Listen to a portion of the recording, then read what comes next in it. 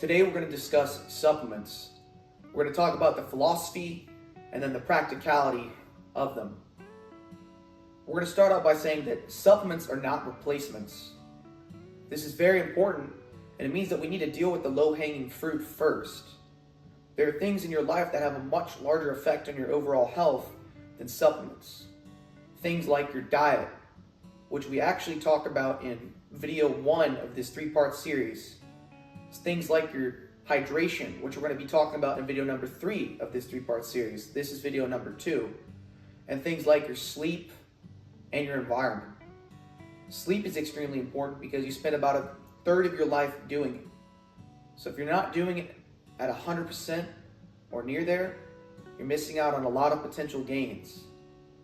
And environmental toxins, this means that there's certain things you can do to make your body more resilient to the environment. And then there's certain things in the environment that you need to actually change so that your body can thrive. In our video, 30 Ways to Increase Your Testosterone, we talk a lot about this. An example would be removing polyester underwear from your life, because that is taking your hormones, because your skin is an organ that shields your body, but it can't stop everything. The first supplement we're going to discuss today is pre-workout, because it's probably one of the most popular ones out there. To start out, I would like to say that you don't really need pre-workout. Your ancestors didn't need pre-workout to wake up and hunt a mammoth for the day. They needed to eat. They had reasons to be strong and to do the things they had to. But in our modern times, pre-workout exists because of the fact that it can help us be even more effective with our workouts. So this is where its usage came into play. Some early pre-workouts, we're talking 1940s bodybuilding, milk, whole milk. That was great. That's going to go into what we talk about. What makes a great pre-workout is carbohydrates. And almost every single pre-workout on the market is missing this. You need carbohydrates, and why do you need them? It's because they're crucial to getting a pump and having real cellular energy. In a pre-workout, the main things people are looking for: energy, focus, and hydration, so that they can have a great workout. And what is a great workout characterized by? Getting results. And what are the main results people are looking for in the gym? Stronger or bigger or both. So they're looking for muscle strength gains and actual muscular growth. And what facilitates muscular growth? Well, many things, but one of them though is going to be blood flow. And the reason why is blood flow delivers nutrients to your cells. Blood flow is life. Blood flow is so important. This is why cardiovascular work is important. This is why yoga exists. Things like the sauna exist. Going for walks outside, they all help improve blood flow. And when you're working out, you want to get blood flow, and you intuitively know this if you're a guy for sure, because you want to get that big old pump. And what is a pump? That's where blood flow is increased in localized areas that are needing it. So you want the energy, focus, and that hydration so you can get a great pump and get great results from your workout. Even if you're not specifically chasing a pump like a bodybuilder, let's say you're powerlifting and going purely for strength, blood flow is going to help you. You can get a better mind-muscle connection. You can flush out the waste products of your cell's energy systems. So the pump is very important. Let's talk about like those ingredients to a great pump again, right? Energy. I'm not just talking about mental energy, which is from caffeine. You don't necessarily need caffeine in a pre-workout, and a lot of times it can be counterproductive. Caffeine is more of an anti-sleep drug rather than a true energy-boosting ingredient. What gives actual energy? Things like carbohydrates, dextrose, which is just the powdered form of glucose, which is blood sugar. It's what your cells actually use to create energy. So that's important. Carbohydrates are threefold important. They also help with hydration because they can transport water into your system much more effectively. For example, if you wanted to increase how long it takes your supplement to absorb into your system, let's say you're taking pre-workout. You want your pre-workout to last for about 2 hours. Maybe you're doing some crazy long bike session. you add more water, and because of the concentration being lower than your blood, it takes longer to absorb and it keeps you more hydrated. On the flip side, if you're doing a short 30-minute CrossFit session, maybe you want your pre-workout to hit you hard like a rock. So then you'll mix it with a lot less water. It'll absorb quicker into your bloodstream, but its effects will wear off quicker. So that's the duality. So you want to be somewhere in the middle for most people. So now we've talked about energy and hydration. Now let's talk about focus. Focus is important to getting a pump because when you have more mind-muscle connection, you're getting more muscular activation, and then you're getting more blood sent to those areas. So how do you get more focused? Well, it's kind of a circular process. Blood flow can help you get more focused. But there's also things called nootropics, things like agmatine sulfate that help improve your mood, boost your concentration, and give you this focus aspect that a lot of people are looking for in a pre-workout.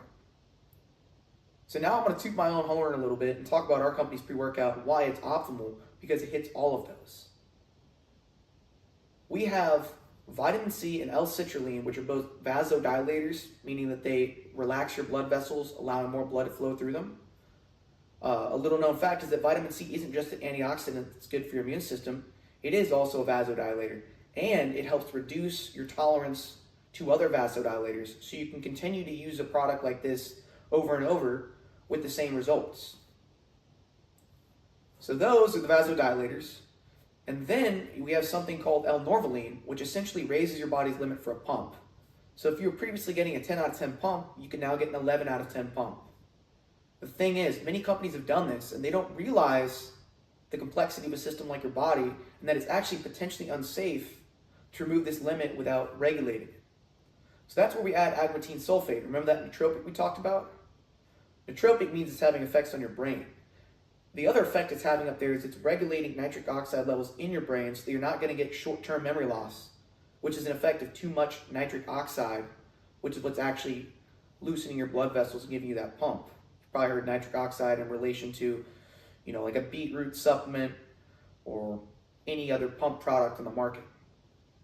So now you're getting a raised level of a pump, but it's safe because it's just the muscle pump and it's not allowing brain nitric oxide to be in there and mess things up.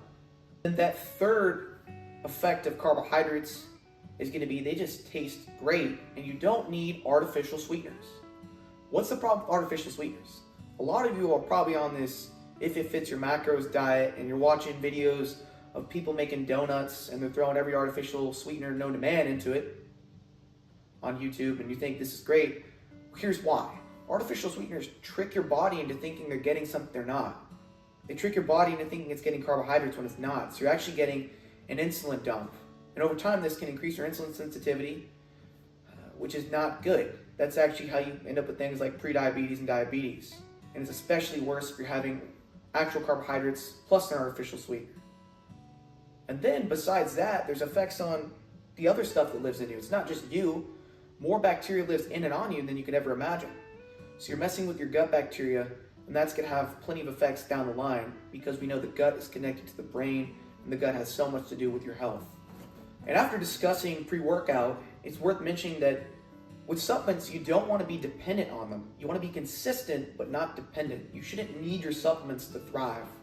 Supplements are transitionary products. You shouldn't want to use them your whole life. It would be a little bit sad if your protein sources and your nutrient sources came from pills and smoothies and powders your whole life.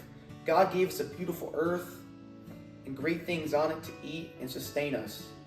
So myself, over the past 3 years, I went from using a lot of supplements because my quality of food was very low to learning about true good quality sources of food and transitioning off of supplements. Now I don't take any supplements except vitamin D, which we'll talk about later why I take it and why maybe you should too. If you end up getting addicted to stuff like pre-workout, it's probably because of stimulants. And if you need help quitting, we have a video about how you can do so using cold therapy, and there's a specific protocol that goes along with it that helped me and the rest of the DXT team, because a lot of us, especially as younger males, dealt with addiction. The next supplement we're going to talk about, you really don't actually need to supplement. Remember how I talked about you shouldn't need a supplement in the long term. One of these is creatine. Creatine is widely known, it's insanely popular, and the reasons why are because it's been studied a ton and it works very, very well. And what does it do? Basically, it helps you delay muscle fatigue. So for example, if you could do 7 reps of a particular exercise to failure, maybe now you can do 8 reps. And that 8th rep adds up over time, let's say a month to a year, because now you've done a lot more sets, reps, you've gotten a lot stronger, you've built a lot more muscle, and you've gotten a lot more results. The thing is, you can get creatine from your diet. You know what's really, really high in creatine is actually red meat. Fancy that, red meat is kind of the be-all, end-all. We talked about that in the last video. If you eat about 1.5 to 2 pounds of ground beef a day, you're getting about 5 to 8 grams of creatine, assuming it's high quality food. The higher the quality, the better. And that's about all you really need. That's what people are supplementing with. They're taking 1 scoop of 5 grams a day.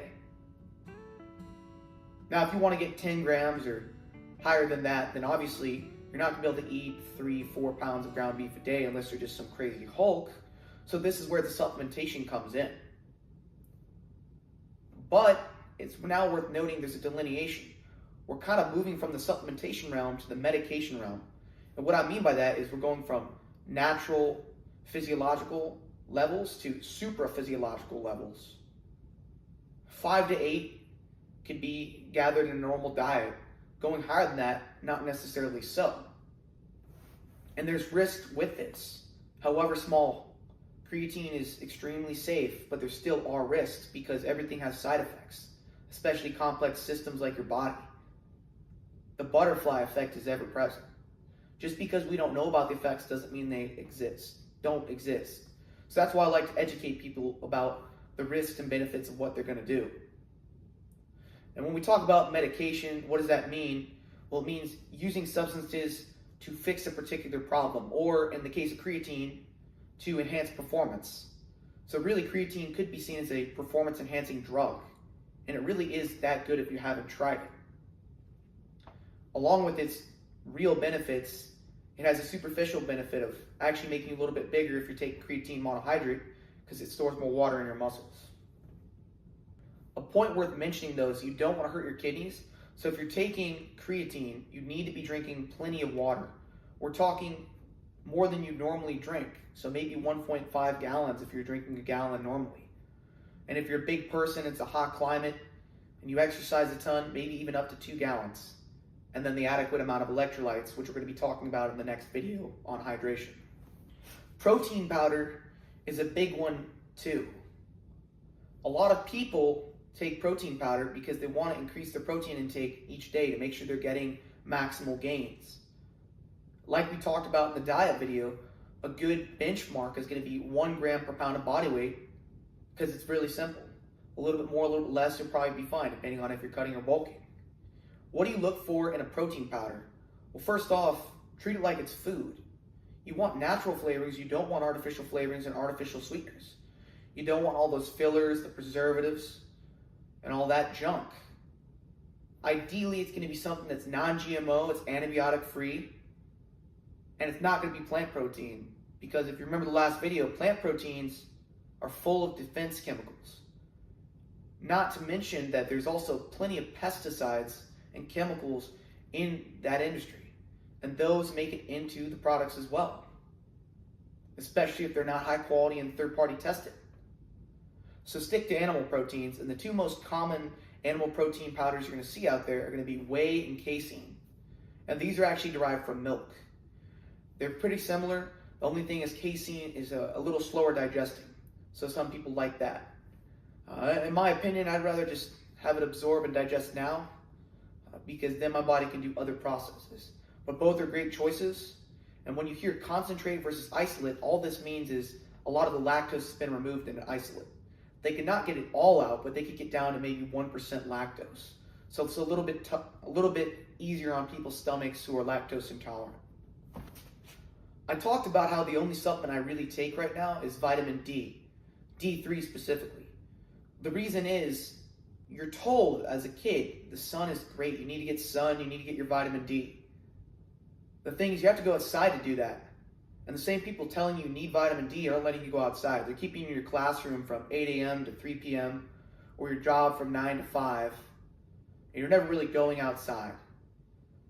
And the sad part is, probably 99% of Americans are deficient on vitamin D.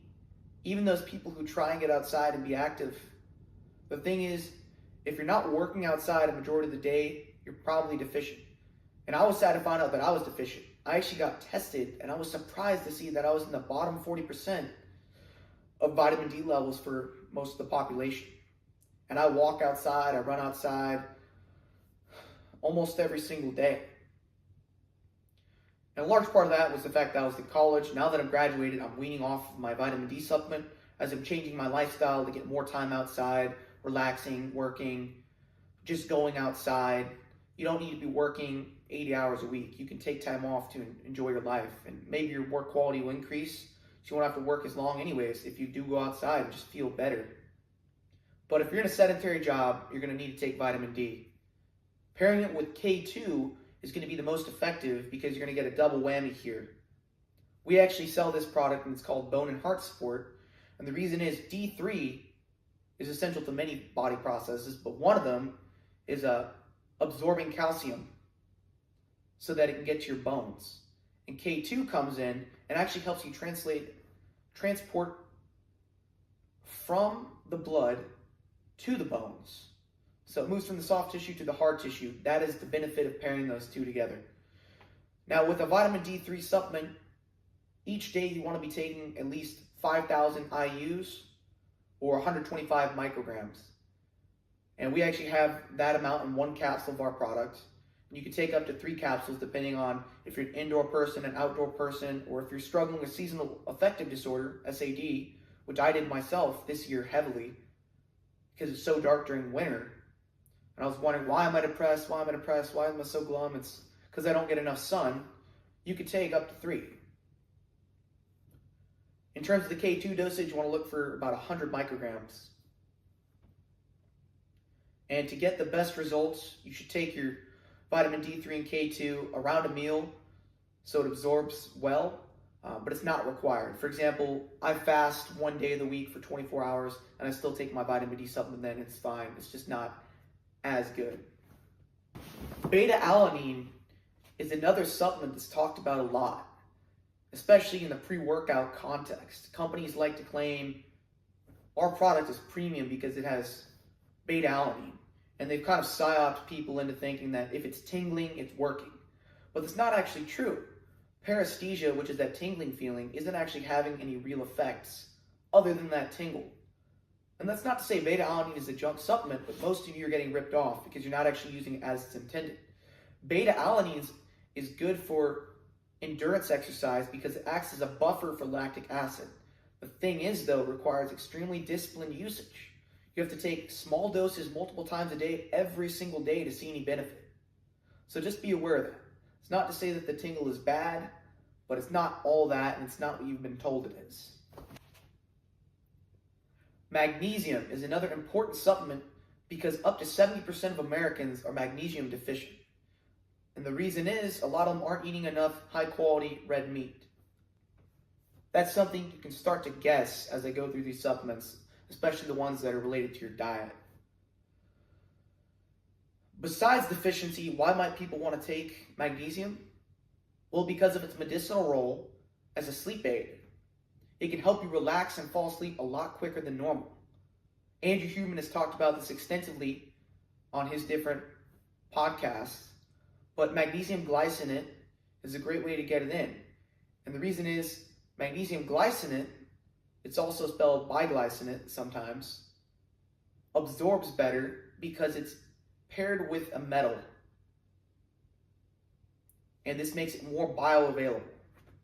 You want to stick with the recommended dose here though, because if you eat too much, it can actually have some gut disrupting effects and it can make you... But also if you're constipated, you could potentially be constipated because you're not getting enough magnesium, and you could look at supplementing it so you have a healthy gut. The next supplement is collagen, and yep, you guessed it, people are deficient in collagen because they're not eating enough high quality grass-fed ground beef. Ground beef specifically because it has a lot more connective tissue, which is where collagen is sourced from, because like supports like. You eat collagen and it helps the collagen in your body. Collagen is in your skin, your hair, your nails, your joints, and your ligaments and cartilage there. So it's very important because your skin is actually your largest organ, and we talked about shielding earlier. Part of that is having healthy skin. And your aesthetics are going to show if you have healthy skin or not. If you have acne, for example, that's not a very attractive thing, and it signals to people that your inner health may not be there. Now myself, I struggle with acne. I still have some pimples, but I've noticed as I improve my health overall, my acne improves as well.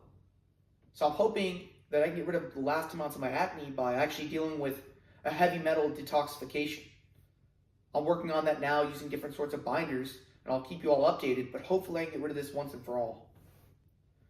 Now, if you just want the skin, hair, nails, the aesthetic benefits of collagen, you can do about a scoop every other day. But if you're trying to actually get real joint health and joint support, you'd probably be better to supplement every single day. And as you get older, you need to realize that you're producing collagen less efficiently, so it makes more and more sense to supplement, unless you can get more and more connective tissue in your diet. A side note to mention here is you may have heard of hydrolyzed collagen, and this is sort of a marketing gimmick or ploy because all collagen is hydrolyzed, and all this means is it's been broken down by a water-based reaction to be small enough to absorb through your stomach lining. And that's why we use this marketing buzzword, because we need to at least be on par with everyone else. But that's why we want you to know the truth about what it means. There are also different types of collagen, 1, 2, and 3. 1 and 3 are the most common, and it's what we sell. We're working on sourcing 2. I'll tell you about why 2 is important after I tell you why 1 and 3 are important. 1 and 3 are important because they help with your skin, your hair, your nails, and your joints, specifically your ligaments, but they don't help with the cartilage. Type 2 is cartilage collagen, and like supports like. So if you've ever dealt with seasonal allergies, then you've probably heard of this holistic health remedy. It's called bee pearl powder. And what bee pearl powder is basically beeswax, which is propolis, royal jelly, which is very common in Asian cultures, and it's another bee product, and bee bread. Bee bread is basically little nuggets of pollen, nectar, and enzymes. It's collected by scraping the fur of bees when they go into their hives, and all the pollen from their pollination is gathered and put into little grains smaller than rice. And then it's mixed with the beeswax and the royal jelly to create bee pearls. And this is what we sell on our website, actually, bee pearl powder. So royal jelly and propolis wax are helpful for your digestion. They're also antioxidants, and they contain vitamins and minerals. And they're almost everything. They're antifungal, antiviral, antibacterial, anti-inflammatory, and they help with cholesterol modulation. Bee bread goes back to that seasonal allergies thing.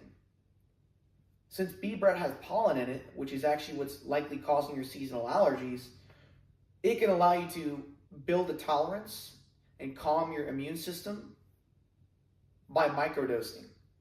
So you might start by ripping open a packet and not even ingesting it.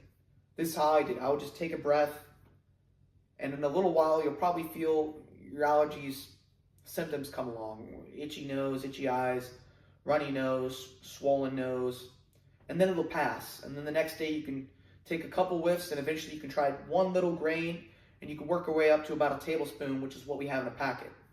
And it goes really, really good with a smoothie or milk or yogurt with honey and some bee pearl powder, and can help you a ton. I will say if you have extremely bad seasonal allergies, which I've had friends deal with that, the location that it's sourced from and when it was sourced matters a lot more. So for example, here in Kentucky, this year, ragweed was a lot more common, and that was leading to some people's allergies. So if you used bee pollen from a few years ago, it might not work as well. Or if you use bee pollen from a different state, it might not work as well. But that only really affects people who have extremely bad allergies. This is a much better solution than taking stuff like Allegra and other antihistamines, or stuff like Flonase or even steroidal applications, because those can actually be counterproductive and really hurt you in the long run. Now, the last supplement I'm going to talk about in this video, and if you want to hear about more, let us know, is a very trendy one that you've probably heard of, Ashwagandha. Everybody seems to be taking it. And I want to say up front, this is more of a medicine. It's more of a medicine, but in a holistic way, because it supports your hormone health, and it's an herbal remedy. It's useful in stress relief and lowering your cortisol, which is a hormone that antagonizes testosterone. So if you lower your cortisol, your testosterone can be a lot more effective in your blood. And that's going to allow you to boost your fertility and your libido and just feel better overall. But you don't want to take it daily or for a long time, because it can actually have negative effects on your personality and mood. Luckily, they're temporary and they go away and you stop taking it, but it's just something to be aware of. 1 capsule a day is all you need, really. It's 650 milligrams. Now, if you're going through an especially stressful period of time in your life and you really need it and you need that extra strength, you can do 2 capsules a day, but I wouldn't recommend much more than that unless it's a specific case to you because of your genetics and you're maybe not a responder or hyper responder very well. So thank you for watching. Hopefully you enjoyed this full series. Let us know what you want to see next. Stay driven, stay disciplined.